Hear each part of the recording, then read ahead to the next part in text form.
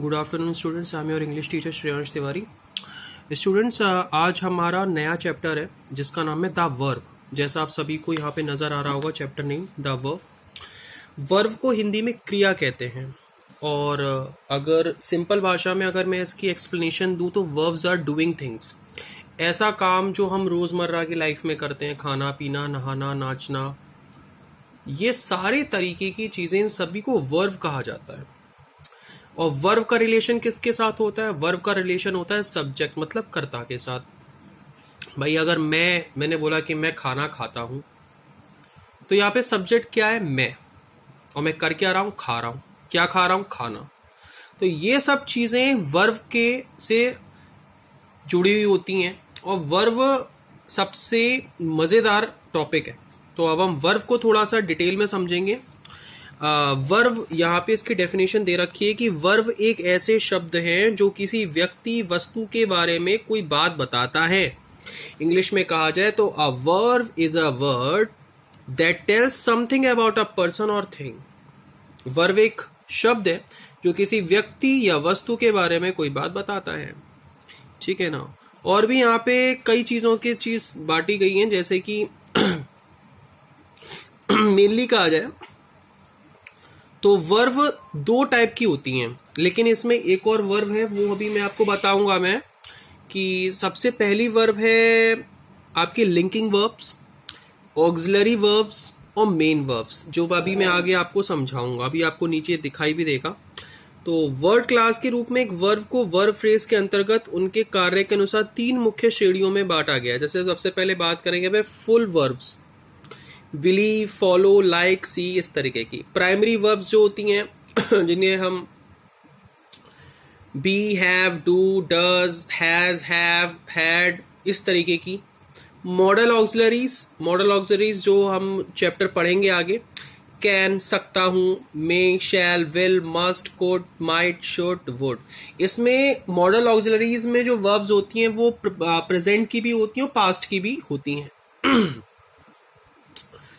अब आगे हम समझेंगे जो वर्ब फ्रेज में केवल एक वर्ब है तो वह मेन वर्ब कहलाती है। यदि वर्ब फ्रेज में एक से अधिक वर्ब होती है तो उसे वर्ब मेन वर्ब कहा जाता है। इससे पहले जो अधिक वर्ब होती है उन्हें ऑक्सिलरीज कहते हैं। जैसे कि शी माइट बी लिविंग सून, तो यहाँ पे माइट बी लिविंग है, वो एक वर्ब फ्रेज है जिसका कोई अर्थ नहीं होता। इसके अर्थ में लिविंग दे के रखा गया है, ये मेन वर्ब हो गई। ठीक है ना। बी जो है वो प्राइमरी वर्ब है और माइट जो है वो आपका मॉडल ऑक्सिलरीज का हिस्सा पाया जाता है। ये काफी आसान होता है। अब हम आगे इसके बारे में समझेंगे। लिंकिंग वर्ब्स और लिंक वर्ब्स, कुछ भी कह सकते हैं। लिंकिंग वर्ब्स होती क्या है? लाइक ऐसा, इसको कॉम्प्लीमेंट के रूप में लिया जाता है। कॉम्प्लीमेंट अभी मैं आपको आगे समझाऊंगा। लिंक वर्ब का प्रयोग सब्जेक्ट को कॉम्प्लीमेंट के साथ जोड़ने के लिए किया जाता है। जैसे कि कैसे जो जोड़ेंगे, जैसे टैबी इज अ कैट, तो यहाँ पे लिंक वर्ब हम लोग अभी हम देखेंगे। जैसे कि अ कैट जो है वो एक नाउन है और राउंड, अब आगे यहाँ पे दे रखा है the earth is round, round एक एडजेक्टिव है। The house is too late, तो यहाँ पे टू लेट का मतलब है वो एक इन्फिनिटिव है। और कॉम्प्लीमेंट सब्जेक्ट का वर्णन करते हैं तो जो सब्जेक्ट होता है, सब्जेक्ट को ही कॉम्प्लीमेंट कहा जाता है, सब्जेक्ट कॉम्प्लीमेंट।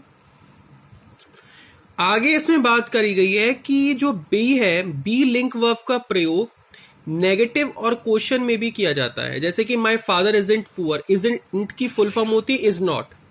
और इज रमेश इन मुंबई, क्या रमेश मुंबई में है। तो इस तरीके की वर्ब्स को हम लोग लिंक वर्ब्स के नाम से कहते हैं, जिनको जुड़ाव कहा जा सकता है।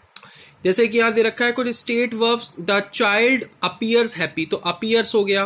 द चाइल्ड सीम्स रेस्टलेस, तो सीम्स हो गया। This vegetable taste bitter, taste हो गया। तो इस तरीके की यहाँ पे कुछ काफी सारी दे रखी हैं। His excuses sound strange, sound हो गया। ही लुक्स डिसअपॉइंटेड, तो लुक्स हो गया। रोजेज स्मेल स्वीट, तो स्मेल हो गया। आई रिमेन अनकन्वीनियंस्ड, आई रिमेन हो गया। तो इस तरीके की काफी सारी वर्ब्स होती हैं जो अभी हमने यहाँ पे समझी हैं।